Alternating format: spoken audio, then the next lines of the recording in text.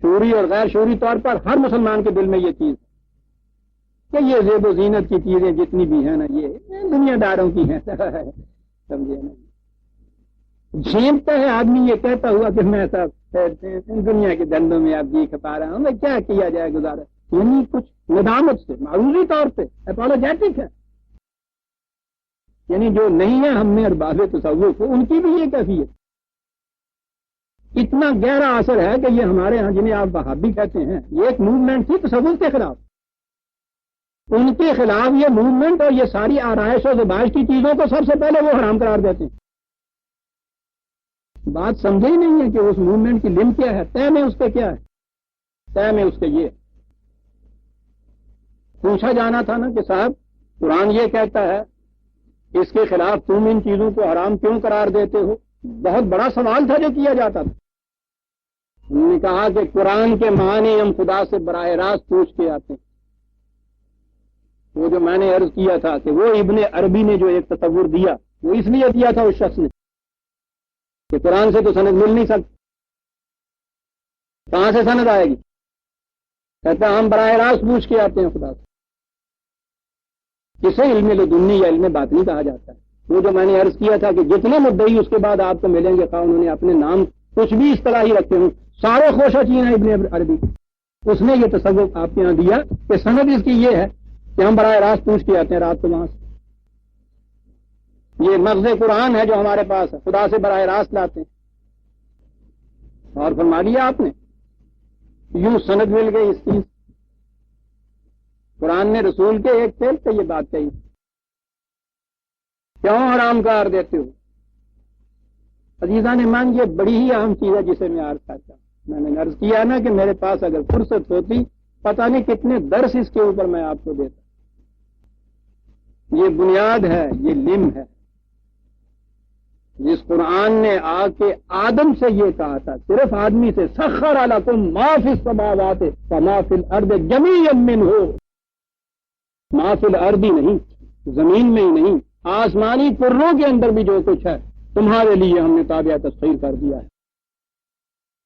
اس تعلیم دینے والے قرآن کے حامل امت وہ یہ کہے کہ یہ سب چیزیں حرام ہیں ہمارے لیے.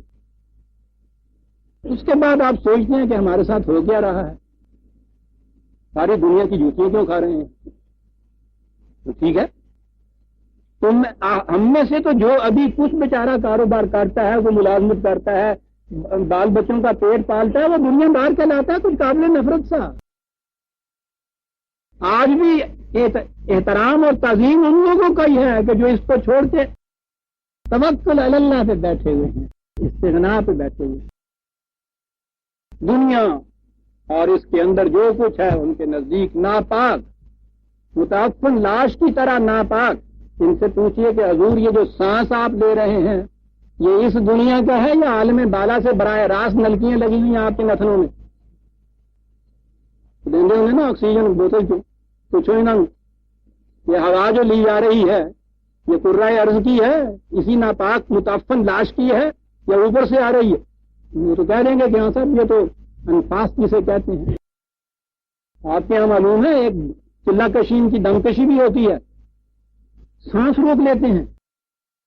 ریاضت ہے ایک, سادھوؤں کے یہاں بہت زیادہ ہوتی, ہم نے ان سے سیکھی. سانس روک لیتے ہیں, پتہ کہے کے لیے روک لیتے ہیں, اپنی لکھی ہوئی یا کہی ہوئی نہیں کہہ رہا.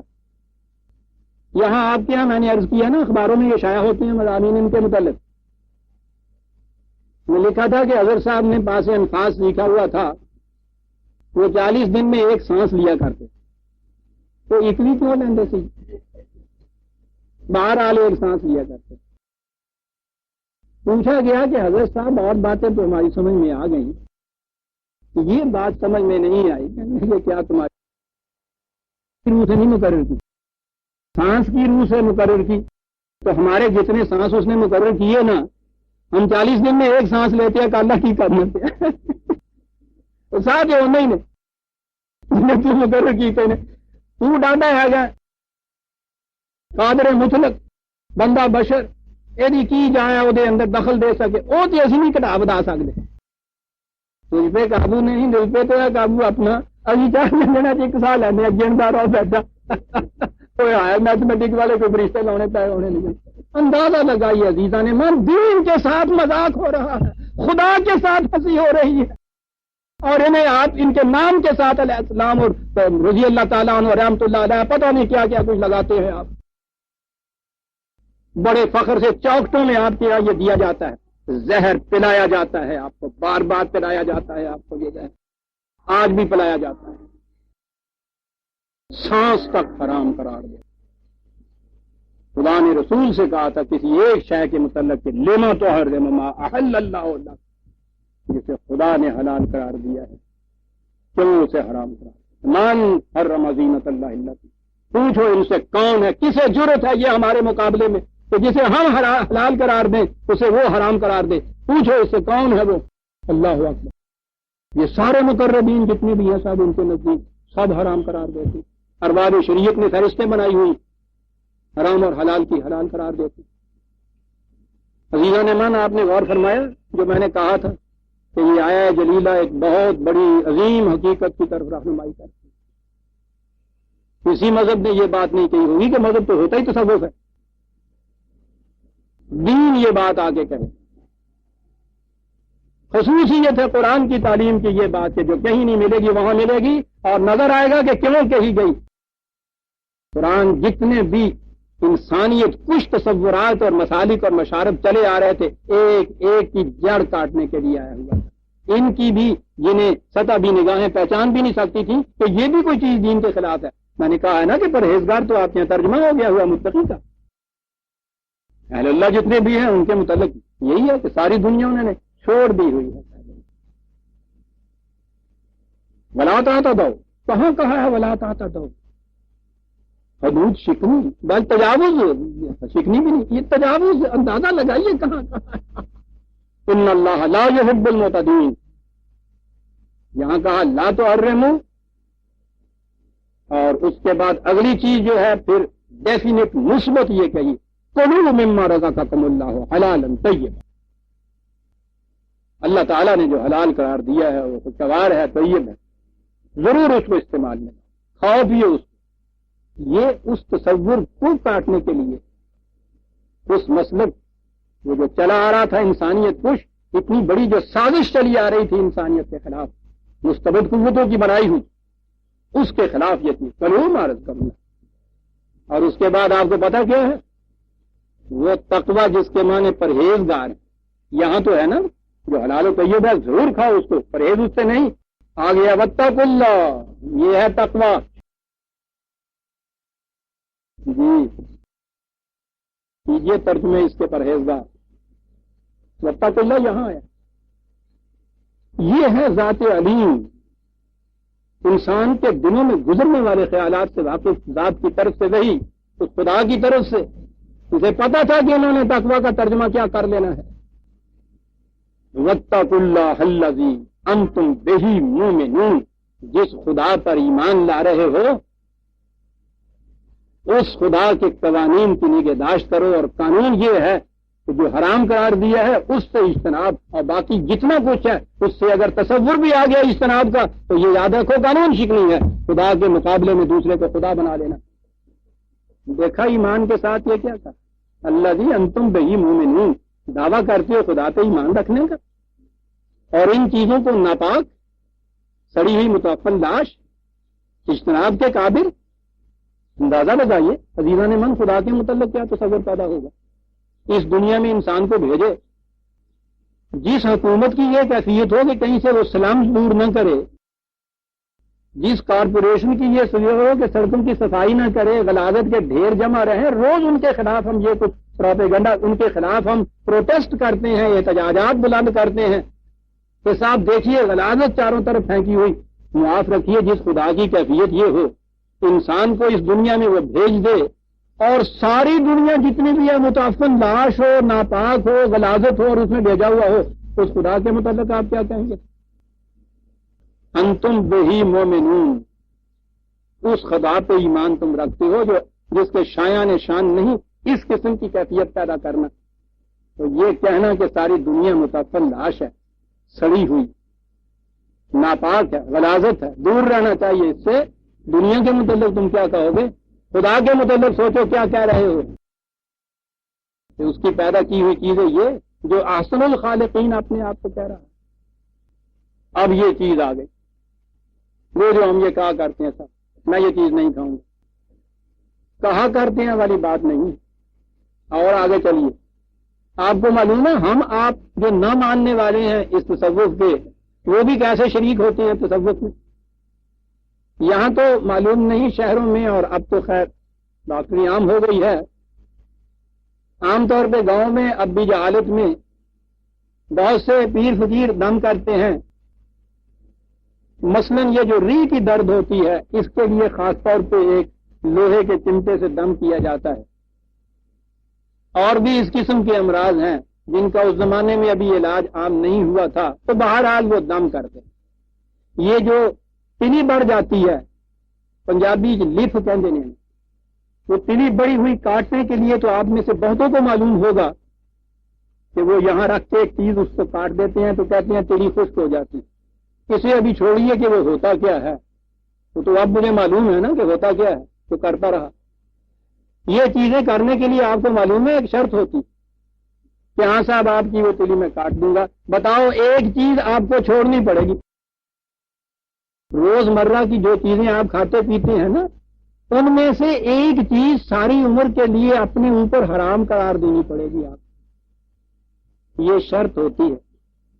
وہ بیمار بیچارہ درد کا مارا وہ تو مانتا ہے کہ ہاں سر میں چھوڑتا ہوں، پھر اسے سوچنا پڑتا ہے کہ میں کیا چیز چھوڑوں، تو وہ ایک چیز چھڑاتے ہیں اس سے۔ حلال چیز کو کہتے ہیں کہو حرام آئندہ کے لیے میرے لیے۔ دیکھا آپ نے کہ اس چیز میں وہ کس طرح سے لاتے ہیں لوگوں کو، اور پھر وہ اتنا ڈرتا ہے اس چیز سے کہ ساری عمر چھوتا نہیں ہے کہ صاحب میں نے یہ کیا اور مجھے وہ ڈر شروع ہو جائے گا۔ یہاں تک گرفت ہے ان کے جال کی۔ اب اس قسم کی چیزیں جو ہیں یہ کر بیٹھے کہ ہاں صاحب میں فلاں چیز نہیں کھاؤں گا، کسی کے کہنے سے خود انسان خود ہی بعض اوقات یوں ہی بےہودہ بکتے ہوئے یہ کہتا ہے میں سور کھاواں جیا کھاواں سے بک دی۔ قرآن نے یہ حکم دیا، یہ ذہنیت بالکل خلاف قرآن ہے، قطعاً نہیں ہونی چاہیے۔ اب وہ لوگ سامنے آئے کہ جنہوں نے اس قسم کی یوں ہی لغویت سی بات کر دی ہوئی تھی، لغو بات کر دی ہوئی تھی، یہ چیز نہیں کھاؤں گا، کہا لا یؤاخذکم اللہ باللغو فی ایمانکم۔ اس قسم کی لغو اور بےہودہ باتیں جو ہیں یہ کوئی قسم ہی نہیں، یہ کوئی عہد و پیمان ہی نہیں، قطعاً اس کا خیال نہ کرو۔ اس کا عزیزان من صرف نفسیاتی اثر ہوتا ہے اور کچھ نہیں ہوتا۔ تو نفسیاتی اثر تو پیدا کیا ہوا تھا یا اپنا یا وہ کسی گزری والے کا۔ تو جب انتم بہی مومنون جب کہا کہ اب تم تو خدا پہ ایمان لائے ہو، خدا تمہیں یہ کہتا ہے کہ لغو ہے وہ بات جو تم کر گئے ہو، کچھ نہیں ہے، کچھ اثر نہیں اس کا ہوگا، چھوڑو اس کو، جاؤ کھاؤ پیو جو کچھ وہ تھا۔ دیکھا کتنا بڑا بوجھ اٹھا دیا۔ لا یؤاخذکم اللہ باللغو فی ایمانکم، یوں ہی لغو طور پہ قسم کھا لی کسی چیز کے نہ کھانے کی، کوئی بات نہیں ہے۔ پھر یہ چیز کے ساتھ میں نے تو قسم کھائی ہوئی ہے اب کیا کروں، وہ کہتا کوئی چیز یہ قسم ہی نہیں ہوتی، بےہودہ بات ہے۔ اب یہ نہ سمجھ لیجئے کہ قرآن اس کی اجازت دیتا ہے کہ یوں ہی لغو قسمیں کھاتے رہا کرو، ابھی قسم کھائی ابھی وہ توڑ دی، پھر قسم کھائی پھر وہ توڑ دی۔ مومن کے متعلق تو وہ کہتا ہے نا وہ باللغو ہم مرحوم، مومن لغو سے پرہیز کرتا ہے، کوئی بےہودہ بات بھی نہیں کرتا۔ اس لیے اس قسم کی چیزیں جو ہیں ان سے تو رکنا مومن کا شعار ہے۔ یہاں کہا یہ ہے کہ جو لوگ جہالت کی وجہ سے ایسی باتیں کر چکے ہیں، یوں کہہ چکے ہیں کہ میں یہ نہیں کھاؤں گا، قسم کھا لی ہے، اب وہ ڈرتے ہیں کہ میں نے قسم توڑی تو اس کا کیا بنے گا۔ قسم توڑنے سے بہت ڈرتے تھے، اب تو خیر چھوڑ دیجئے، اب تو قرآن بھی اٹھانے سے نہیں کوئی ڈرتا۔ تو اس کے لیے کہا کہ نہیں، کوئی اپنے اوپر یہ کمپلیکس جو سائیکولوجیکل ہے وہ نہ اپنے ذہن میں پیدا کرو، کچھ نہیں ہوتا ہی، ہم اجازت دیتے ہیں ان چیزوں کی۔ وَلَٰكِنْ يُؤَاخِذُكُم بِمَا عَقَدتُّمُ الْأَيْمَانَ، قسم تو وہ قسم ہوتی ہے جس میں دل کا ارادہ شامل ہے۔ وہ پہلے بھی آ چکا ہے 2/225 میں، بِمَا كَسَبَتْ قُلُوبُكُم، اس میں یہ کہا ہے۔ بات اور طرف نکل جائے گی، بڑی اہم بات ہے۔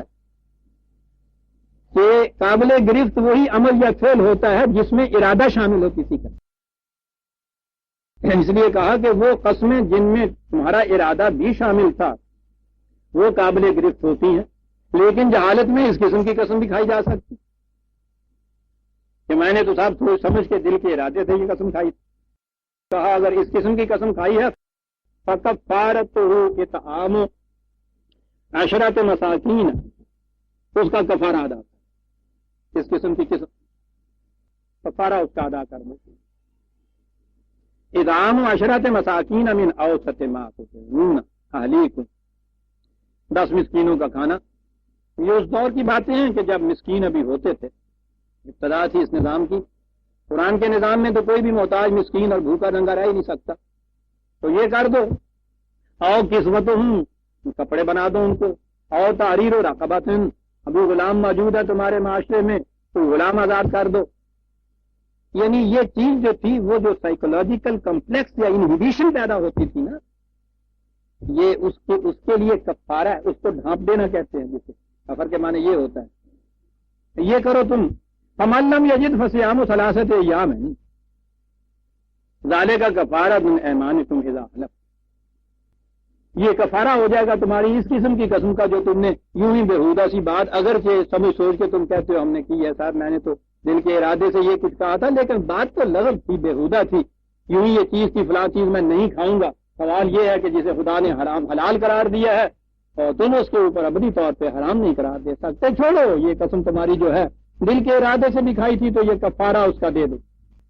اب رہی وہ قسمیں یا عہد و پیمان، قسم تو سوال ہی نہیں ہے، عہد و پیمان کہ جو فی الواقعہ جائز چیزوں کے لیے معاہدے کے طور پہ کیا جائے. اب یہاں تک تو یہ چیز تھی نا کہ وہ قسم کھائی ہے، یہ کفارہ دے دیجئے، معاملہ ختم ہو گیا. لیکن جو عہد و پیمان دوسروں سے کہا ہے، واحفظوا ایمانکم، ان کی حفاظت بڑی ضروری ہے. بات ہے اس قرآن کی عزیزان من، ایک آیت میں کتنی کیٹیگریز کو کور کرتا چلا جاتا ہے. یوں ہی بے لفظ بات کر دی اس نے کہا کوئی بات نہیں ہے، ایسا نہ انڈا کرنا. کہا جی میں نے تو سمجھ سوچ کے یہ کیا تھا، کہا کفارہ ادا تھا. اب اس سے راستہ کھل گیا، کسی کے ساتھ عہد و پیمان کیا، قسم بھی اٹھائی، اس کے بعد اسے توڑا، کفارہ ادا کر دی.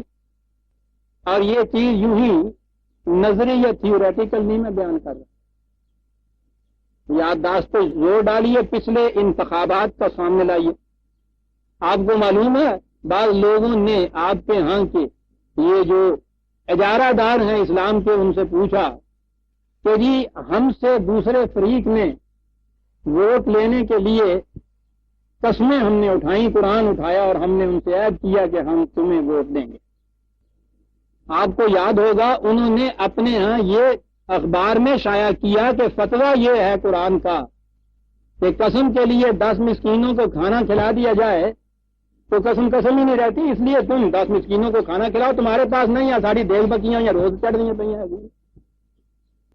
یہ فتویٰ آپ کے یہاں جاری ہوا تھا اخبار کے اندر. پھر آپ پوچھتے ہیں ہم ذلیل کیوں ہیں؟ سمجھے، قرآن کہتا ہے یہ لوگ مذاق کرتے ہیں خدا سے اور خدا کے احکامات سے. یہ مذاق نہیں تو اور کیا ہے. ان کے ووٹ حاصل کرنے کے لیے یہ کہا تھا شریعت حقہ کا یہ فتویٰ